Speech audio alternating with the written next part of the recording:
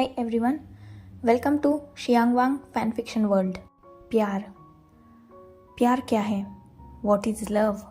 अगर ये सवाल किसी से पूछा जाए तो हर किसी का जवाब अलग अलग होगा, क्योंकि हर किसी का प्यार की तरफ देखने का नज़रिया, उसे जताने का तरीका और उसे महसूस करने की फीलिंग्स ये अलग अलग होती हैं। इस वजह से इस सवाल के हज़ारों जवाब मिल जाएंगे, पर अगर किसी से सच्चे प्यार की डेफिनेशन पूछी जाए तो सबसे इम्पोर्टेंट वर्ड्स जो होंगे वो है सेक्रीफाइस एंड ट्रस्ट। ट्रस्ट ये प्यार का मोस्ट इम्पॉर्टेंट पार्ट है, या यूँ कहा जाए कि अगर ट्रस्ट ना हो तो लव एग्जिस्ट ही नहीं कर सकता। एंड सेकंड है सेक्रीफाइस। अगर आप किसी से सच्चे दिल से प्यार करते हो तो उसके लिए आप कुछ भी कर जाने का जुनून रखते हो, और अगर वो इंसान ना चाहे तो आपके प्यार में इतनी ताकत भी होनी चाहिए कि आप उसे छोड़कर उसे जाने दो। यही सच्चा प्यार है। पर इस प्यार का एक दूसरा पहलू भी है, सेकेंड साइड ऑफ लव, और वो है बिट्रेड, मीन्स धोखा। प्यार की सबसे ब्यूटीफुल साइड में passion, commitment, care, closeness, protectiveness, attraction, warmness ये सब आता है। तो वही सेकेंड साइड में hurt, pain, anger, fear, regret and guilt भी आता है। जहाँ एक तरफ प्यार खुशी देता है, वही दूसरी तरफ प्यार दुख भी साथ में लाता है। जहाँ एक तरफ प्यार जीना सिखाता है, वही दूसरी तरफ प्यार मौत की वजह भी देता है। जहाँ एक तरफ प्यार की फीलिंग्स लाइफ में होप लाकर लाइफ को इंस्पायर करती हैं, वही दूसरी तरफ वही प्यार की वो फीलिंग इंसान को दर्द देकर उस जिंदगी में जहर भी घोलती है। और यही हमारे इस ब्यूटीफुल फैन फिक्शन का नाम भी है, the slow poison of love. प्यार का एक ऐसा पहलू जो इंसान को मजबूर करता है अपने आप से ही नफरत कराने के लिए। So let's started. रात का घना अंधेरा पूरी धरती को अपने आगोश में लेकर शांति से सो रहा था। हर तरफ सन्नाटा फैला हुआ था। रात में ये धरती जितनी खूबसूरत और शांत नज़र आती है, उतनी ही डरावनी भी हो जाती है, क्योंकि रात में अक्सर वो चीज़ें बाहर आती हैं जो दिन के उजाले में अपने आप को छुपा लेती हैं। घने जंगल में शांति फैली हुई थी। जानवर, पेड़ पौधे, हर कोई नींद की आगोश में सोया हुआ था। अचानक बहुत ज़ोर से जंगल में कुछ हलचल होने लगती है और एक जगह पर बहुत बड़ी रेड लाइट अपीयर हो जाती है। बहुत ज़ोर से चीखें सुनाई देने लगती हैं। जो जंगल अब तक शांति में सोया हुआ था, वही अब हड़बड़ाकर जाग जाता है। जानवर उठकर जंगल से बाहर की तरफ भागने लगते हैं। किसी को कुछ भी समझ में नहीं आया था। ज़ोर ज़ोर से चीखने की, चिल्लाने की और दर्द में कराहने की आवाज़ें हर तरफ गूंज रही थी। और अचानक कुछ देर बाद सब कुछ खामोश हो चुका था, जैसे कुछ हुआ ही ना हो। हर तरफ फिर से शांति फैल चुकी थी, और फिर एक बार रात का वो काला घना अंधेरा उस जंगल को अपनी आगोश में लेकर सो चुका था। दूसरी तरफ सूरज की ब्यूटीफुल किरणों से पूरा कल्टीवेशन वर्ल्ड जगमगा रहा था। पूरे कल्टीवेशन वर्ल्ड में फ़िलहाल शांति फैली हुई है। हर कोई पीसफुली अपनी लाइफ जी रहा है। इस कल्टीवेशन वर्ल्ड के बारे में थोड़ी इन्फॉर्मेशन लेते हैं। इस पूरे कल्टीवेशन वर्ल्ड में टोटल 7 सेक्ट राज करते हैं, और इन 7 सेक्ट में से एक सेक्ट है लैंड सेक्ट, जो इस पूरे सेक्ट्स पर राज करता है। गुसु का लैंड सेट इस पूरे कल्टीवेशन वर्ल्ड का सबसे स्ट्रॉन्गेस्ट एंड सबसे शांत सेक्ट। गुसु पूरे कल्टीवेशन वर्ल्ड में अपने शांति के लिए, अपने न्याय के लिए और अपनी मेडिसिन्स के लिए फेमस है। और इसी सेक्ट से इस पूरे कल्टीवेशन वर्ल्ड का किंग है लैन चिंगेजुन, जो एक स्ट्रॉन्ग वॉरियर और पूरे कल्टीवेशन का किंग है, एक स्ट्रॉन्ग अल्फा। और उनकी ओमेगा मेट का नाम है लैन ई, जिन्हें सब मैडम लैन कह के भी पुकारते हैं। इन दोनों का प्यार पूरे कल्टीवेशन वर्ल्ड में फेमस है और उसी प्यार की निशानी और गुसु ट्विंस जेड में से फर्स्ट जेड है। Birth name LAN Hwan, courtesy name Lan Sichan, also known as Zevajun, and title Brilliance Overgrowth Lord, एक स्ट्रॉन्ग अल्फा और उसी के साथ साथ एक स्ट्रॉन्ग वॉरियर भी। शुया सॉर्ड और लिविंग फ्लूट ये उनके दो सबसे स्ट्रॉन्ग स्पिरिचुअल वेपन हैं। जहाँ पूरे कल्टीवेशन वर्ल्ड को लैन चिंगेजुन और लैन ई संभालते हैं, वही लैन सेक्ट को Lan Xichen as sect leader संभालते हैं और उनका ओमेगा मेट है नी हुसैन, नी सेक्ट का सेकंड यंग मास्टर और एक स्ट्रॉन्ग ओमेगा, जिसका स्पिरिचुअल वेपन है उसका जिदर। Second twin jade and Lans का second young master, birth name Lan Zhan, courtesy name Lan Wangji, also known as Hang Wangjun, title Light Bearing Lord, spiritual weapon Bichen Sword and Guching, एक strong omega जो अब तक अनमेटेड है। लान वांगजी को पूरे cultivation world का सबसे ब्यूटीफुल ओमेगा और सबसे स्ट्रॉन्गेस्ट ओमेगा भी कहा जाता है, क्योंकि लान वांगजी की खूबसूरती और उसकी पावर्स दोनों का भी मुकाबला इस पूरे कल्टीवेशन वर्ल्ड में कोई नहीं कर सकता।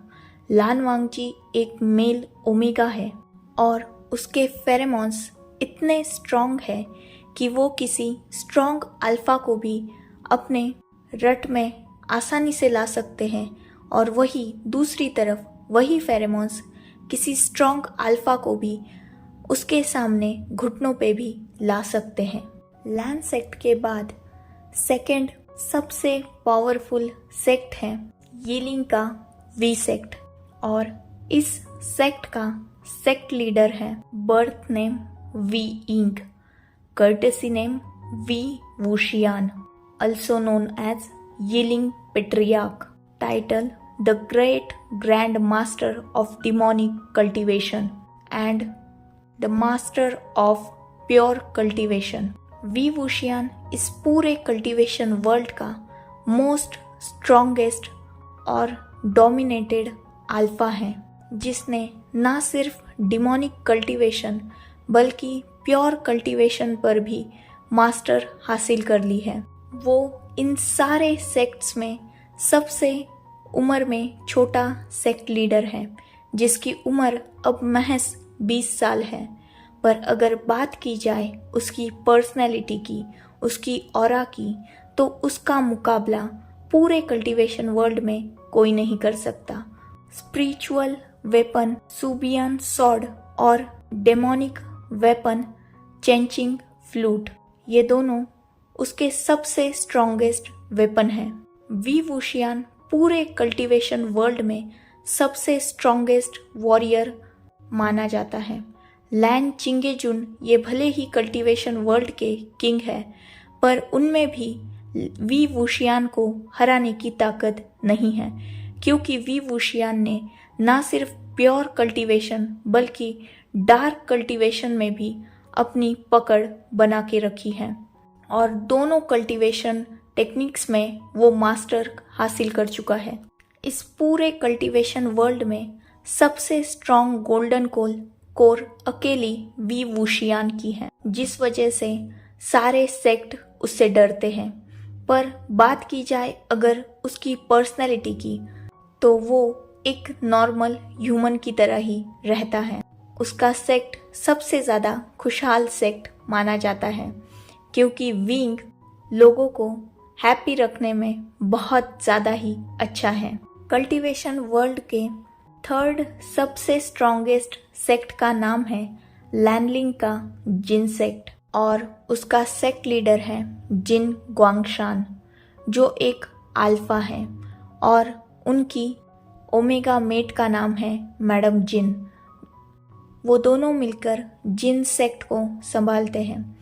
जिन सेक्ट का इकलौता हायर है जिन जुशुआन, और उसकी ओमेगा मेट का नाम है जियांग यानली, जो जियांग सेक्ट की सबसे बड़ी राजकुमारी थी, और अब उसे जिन यानली नाम से पहचाना जाता है। उन दोनों की शादी एक लव मैरिज थी, और उन दोनों का एक छोटा सा 5 साल का बच्चा है जिसका नाम है जिंगलिंग। कल्टीवेशन वर्ल्ड का नेक्स्ट स्ट्रॉन्गेस्ट सेक्ट है युनमक का जियांग सेक्ट, और वहाँ के सेक्ट लीडर का नाम है जियांग फैंगमियान, जो एक अल्फा है और एक स्ट्रॉन्ग वॉरियर भी। उनकी ओमेगा मेट का नाम है मैडम यू, जो एक स्ट्रॉन्ग ओमेगा है। जियांग सेक्ट की बड़ी राजकुमारी का नाम जियांग यानली है, और जियांग सेक्ट का नेक्स्ट सेक्ट लीडर या हायर है बर्थ नेम संदू शंगशाओ, courtesy name Jiang Cheng, spiritual weapon Sandu sword, और उसी के साथ साथ जीडियान, जो एक रिंग है। जियांग चैंग भी एक स्ट्रॉन्ग वॉरियर है, और वो फिलहाल वे सेक्ट में वी वुशियान के साथ उसका सेक्ट संभालने में वी वुशियान की हेल्प करता है। एक्चुअली वी वुशियान के पेरेंट्स और जियांग चैंग के पेरेंट्स दोनों भी बेस्टेस्ट फ्रेंड थे। वी वुशियान की पेरेंट्स की डेथ बहुत कम उम्र में हो चुकी थी, और बाद में सारे सेक्ट की जिम्मेदारी छोटे से वी वुशियान के कंधों पर आ गई। तब वी वुशियान सिर्फ 15 साल का था, और जियांग चैंग तब वी वुशियान से 4 साल बड़ा मतलब 19 साल का था। जियांग फैंगमियान ने तब वी वुशियान की हेल्प के लिए जियांग चैंग को वे सेक्ट में भेज दिया था, और तब से अब तक जियांग चैंग वी वुशियान का साया बनकर उसके सेक्ट में और बाकी कामों में भी हेल्प करता है। उन दोनों का बॉन्ड बिल्कुल ब्रदरली है, और वी वुशियान उसे अपना बड़ा भाई मानता है। उसी के साथ साथ वी वुशियान जियांग चैंग की बड़ी बहन मतलब जिन यानली से भी बहुत प्यार करता है। वी वुशियान की लाइफ में हाल फिलहाल में ये 2 पर्सन सबसे इम्पोर्टेंट है, जिसके लिए वी वुशियान कुछ भी कर सकता है। नेक्स्ट सेक्ट है किंगे का नी सेक्ट, और इसके सेक्ट लीडर का बर्थ नेम ची फेंग जुन, कर्टसी नेम नी मिंजू, टाइटल रेड ब्लेड मास्टर, जो एक स्ट्रॉन्ग अल्फा है। उनका स्पिरिचुअल वेपन है बादशाह सॉर्ड।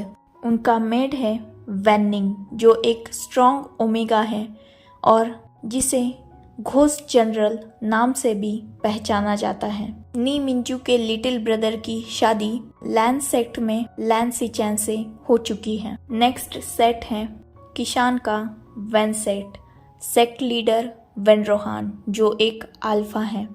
उनके 2 बेटे हैं, वैन चाओ और वैन जूलियो, जो दोनों भी स्ट्रॉन्ग वॉरियर हैं और दोनों भी अल्फा हैं। नेक्स्ट सेट है एक छोटा सा मॉलिन का Mo sect, sect leader birth name Mengyao, courtesy name Lian Fangzun, जो एक स्ट्रॉन्ग ओमेगा है। इस कल्टीवेशन वर्ल्ड में ओमेगा, अल्फा, बीटा, इन सबको उनकी ताकत से जज किया जाता है, ना कि वो अल्फा है, ओमेगा है या बीटा है। इन सब चीज़ों से जो जितना स्ट्रॉन्ग होगा उसे उतनी ही स्ट्रॉन्ग पोस्ट मिलेगी। और कल्टीवेशन वर्ल्ड में प्योर कल्टीवेशन और डार्क कल्टीवेशन दोनों को भी कल्टीवेट करने की पूरी तरीके से आज़ादी है, क्योंकि पूरे कल्टीवेशन वर्ल्ड का ये मानना है कि डार्क और लाइट ऐसी कोई कल्टीवेशन पावर्स होती ही नहीं है। एक्चुअली इंसान गलत होता है, पावर्स नहीं। इंसान का स्वार्थ इंसान से गलत चीज़ें करवाता है। तो अगर गलत इंसान सही टेक्निक का भी यूज़ करे तो वो गलत ही हुई ना। सारी टेक्निक्स सरीखी होती है, बस इंसान ही गलत होता है। पर ज़्यादातर पूरा कल्टीवेशन वर्ल्ड लाइट कल्टीवेशन करना ही ज़्यादा पसंद करता है, क्योंकि प्योर कल्टीवेशन कल्टीवेट करने में सबसे सिंपल होती है और उससे गोल्डन कोर भी स्ट्रॉन्ग बनती है।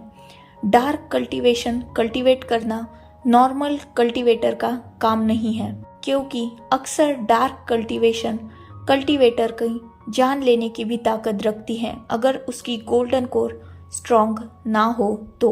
इसीलिए ज़्यादातर लोग डार्क कल्टीवेशन को छोड़कर प्योर कल्टीवेशन का रास्ता ही अपनाते हैं।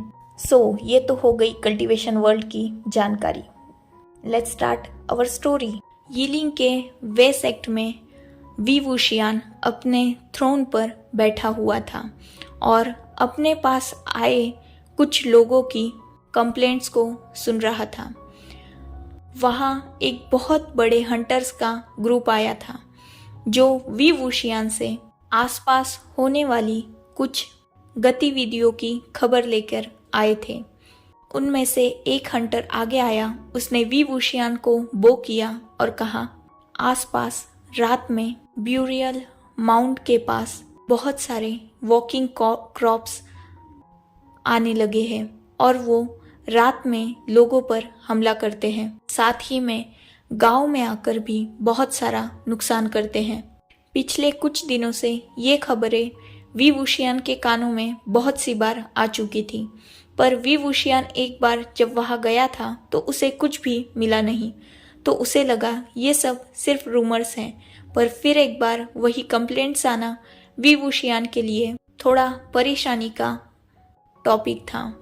जियांग चैंग तुरंत अपनी जगह से उठ जाता है, जो वी वुशियान के साइड में ही थी, और आगे आते हुए कहता है, मैं आज नाइट हंटिंग को आऊँगा और देखूंगा कि क्या है। जब जियांग चैंग ये कहता है तो वी वुशियान जस्ट उसे परमिशन दे देता है और थोड़ी ही देर बाद जियांग चैंग कुछ रॉ कल्टीवेटर्स को लेकर नाइट हंटिंग के लिए निकल जाता है। यीलिंग से ब्यूरियल माउंट आते आते रात हो चुकी थी और ये परफेक्ट समय भी था नाइट हंटिंग का। थोड़ी देर तो पूरे जंगल में सन्नाटा फैला हुआ था, पर अचानक बहुत सारी अजीब अजीब आवाज़ें जियांग चैंग और बाकी कल्टीवेटर्स को सुनाई देने लगती है। जियांग चैंग समझ चुका था कि ज़रूर लोग इन्हीं आवाज़ों की और वॉकिंग क्रॉप्स की बात कर रहे थे। जियांग चैंग और बाकी कल्टीवेटर्स तुरंत उस आवाज़ की तरफ जाने लगते हैं। वो देखते हैं कि ब्यूरियल माउंट्स के ऊपर से बहुत सारे वॉकिंग क्रॉप उन्हीं की तरफ आ रहे हैं, जो बहुत ज़्यादा अग्रेसिव भी लग रहे हैं।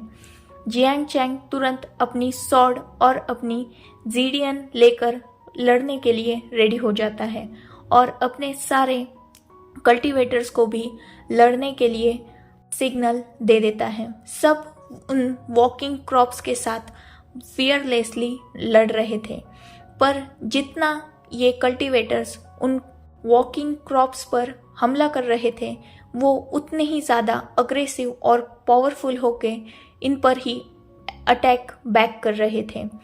बहुत सारे कल्टीवेटर्स थक चुके थे और बहुत सारे घायल भी हो चुके थे। ऐसे ही लड़ते लड़ते बहुत वक्त गुजर चुका था। अचानक पूरे जंगल में एक रेड लाइट चमकने लगती है और वो रेड लाइट जब उन वॉकिंग क्रॉप्स पे से गुजरती है तो वो और भी ज़्यादा अग्रेसिव और स्ट्रॉन्ग होकर अटैक करने लगते हैं। वही वो रेड लाइट जब प्योर कल्टीवेटर्स और जियांग चैंग से भी टकराती है तो उनकी स्पिरिचुअल एनर्जी धीरे धीरे कम होने लगती है और वो खुद को कमज़ोर फील करने लगते हैं। बाकी सारे कल्टीवेटर्स अब हार मान चुके थे, बहुत सारे घायल भी हो चुके थे और ऑलमोस्ट सारे ही अब अनकॉन्शियस होके ज़मीन पर गिरे हुए थे। पर फिर भी जियांग चैंग लड़ रहा था क्योंकि वो सबसे स्ट्रॉन्ग कल्टीवेटर था और उसे इन सब चीज़ों की कहीं ना कहीं आदत थी। अगर उस रेड लाइट को छोड़ा जाए तो वॉकिंग क्रॉप से लड़ना जियांग चैंग के लिए कोई नई बात नहीं थी। वो अभी भी स्ट्रांगली लड़ रहा था, पर जब 3-4 बार वो रेड लाइट उससे होकर गुजरती है तो जियांग चैंग फील करता है कि अब उसमें बिल्कुल भी पावर बची ही नहीं है। और ऐसे ही लड़ते लड़ते कब वो अनकॉन्शियस होके ज़मीन पे गिर जाता है, शायद उसे भी पता नहीं था। उसकी जब आँख खुलती है तब वो अपने आप को एक अनजान प्लेस पर पाता है। वो एक छोटी सी हट थी। जियांग चैंग जब अपने आसपास का माहौल देखता है तो उसे थोड़ा सेफ फील होता है। वो जैसे ही उठने की कोशिश करता है उसकी बॉडी में बहुत शार्प पेन होता है, जिससे उसके मुंह से थोड़ी सी दर्द से कराहने की आवाज़ निकल ही जाती है। वो आवाज़ सुन के अचानक एक पर्सन उस हर्ट में एंटर करता है जिसने पूरे ब्लैक क्लोथ्स पहने हुए थे। वो पर्सन जियांग चैंग को बो करता है और तुरंत जाके जियांग चैंग की बैठने में हेल्प करता है। जियांग चैंग जब उस पर्सन को देखता है, वो पर्सन बहुत ब्यूटीफुल था और मोस्ट इम्पॉर्टेंट वो एक स्ट्रॉन्ग ओमेगा था क्योंकि उसके फेरोमोन्स साफ ये समझा रहे थे। वो पर्सन भी समझ चुका था कि जियांग चैंग एक स्ट्रॉन्ग अल्फा है। जियांग चैंग उसे थैंक्स कहता है और फिर उससे उसका नाम पूछता है। वो पर्सन बहुत पोलाइट वे में अपना नाम अजहान बताता है। जियांग चैंग उससे थोड़ी और इन्फॉर्मेशन जानना चाहता था, तो वो पर्सन जियांग चैंग को बताता है कि वो एक हंटर है और एक रॉ कल्टीवेटर भी। आसपास के लोगों की ट्रैवलिंग करते हुए हेल्प करता है और उसी के पैसों से अपना गुजारा करता है। जियांग चैंग को उस ओमेगा का नेचर बहुत अच्छा लगता है और जिस वजह से वो उस ओमेगा को अपने साथ चलने के लिए कहता है, क्योंकि जियांग चैंग उस ओमेगा को अपने ब्रदर वी वुशियान से मिलवाना चाहता था, क्योंकि ये फर्स्ट टाइम था कि जियांग चैंग की किसी ने हेल्प की थी या उसे किसी ने प्रोटेक्ट किया था विंग के अलावा। वो ओमेगा थोड़ी देर तो सोचता है और फिर पोलाइटली जियांग चैंग से कहता है कि आप अभी बहुत कमज़ोर हैं, थोड़ी देर रेस्ट कीजिए और बाद में मैं आपके साथ ज़रूर आऊँगा। इतना बोलकर वो जियांग चैंग को कुछ चीज़ें देता है ताकि जियांग चैंग उन्हें खाकर थोड़ा हेल्दी फील कर सके और वो जियांग चैंग को उस हट में ही रेस्ट करने के लिए छोड़ देता है और बाहर की तरफ चला जाता है। सो इनफ फॉर टुडे।